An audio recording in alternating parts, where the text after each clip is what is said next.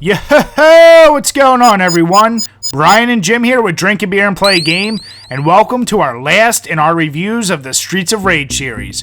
Today we're checking out Streets of Rage 3 for the Sega Genesis. Released in 1994, this was developed and published once again by Sega. It's the final game in the official Streets of Rage trilogy. There's a lot of fan sequels out there, but we're not getting into that shit. Basic story, well, you actually have more of a story. Mr. X is back, surprise!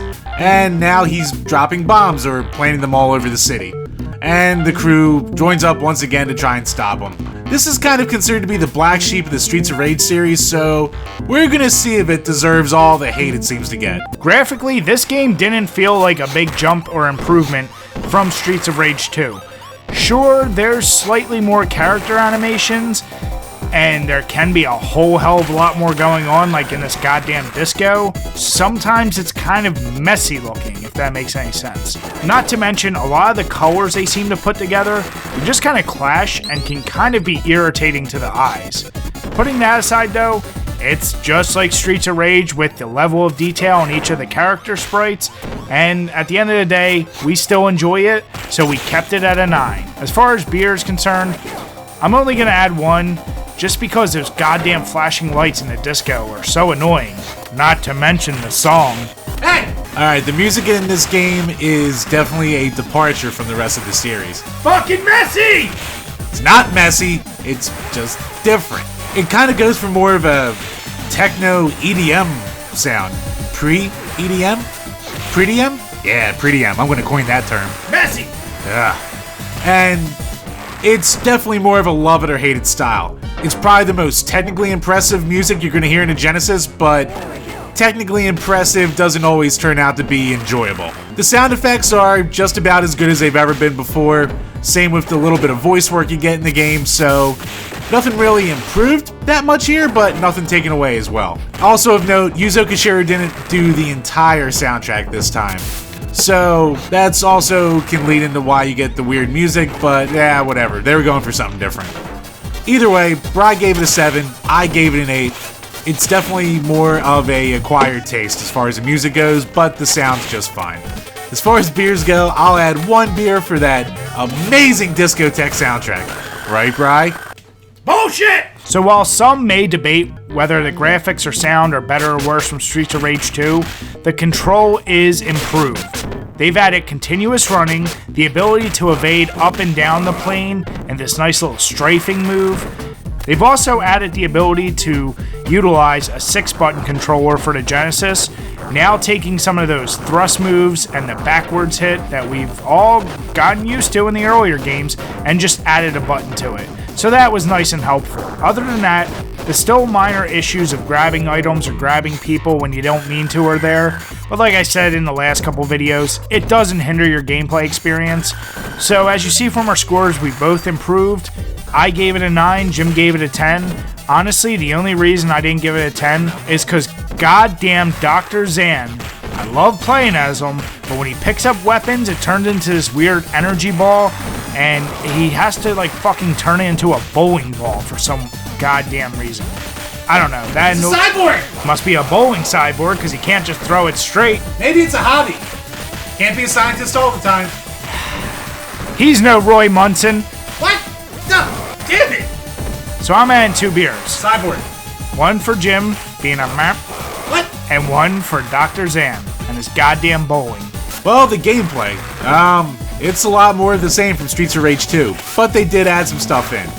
As Brian talked about, they added in the mapped control scheme, which made it easier with the 6-button controller. There's alternate endings once again, those come back. It also adds branching paths, which can be obtained by going and then completing different objectives. There's also unlockable characters that you get by doing certain things, and there's cutscenes this time with a really fleshed out story. The game is hard as shit though, because for whatever reason, they decided the Japanese version was too easy, so they made the default normal version in North America the hard version from Japan. And holy crap, good luck trying to beat this game on normal within the special limitations at the end. They goddamn Pearl Harbored us! God damn it. God damn it. But he's right. Also, this is another one of those games where the game cuts off if you play it on easy, so you better get good, and you better get good quick. All that being said, we gave it 8s. For being the end of the series, we expected it to add more, but maybe it could have added a little bit more to get a higher score. Oh, one more thing. The special, unique moves that you can do with each character when you have weapons, awesome. And I'll give it 1 beer just for that. Well, to this game's credit, they did give us some new mechanics and gameplay elements we didn't see in the other Streets of Rage. Sure, multiple endings were in the first game, but it was a nice return to that. And as Jim mentioned, the branching paths, we haven't seen that in any of these Streets of Rage games. And to be honest, the idea of branching paths in a beat-em-up is really uncommon, especially for that time. Other than that though, like we had mentioned already in the control, they added the additional strafing ability, the ability to keep running, and while that's not exclusively new to the beat-em-up genre, it is for this series, so we gave it points there. And the last thing I really want to touch on is the ability to unlock secret characters, Rue and Shiva. And let's face it, from that goddamn cover, everyone wanted to play as Rue. And yes, this marsupial is the goddamn best.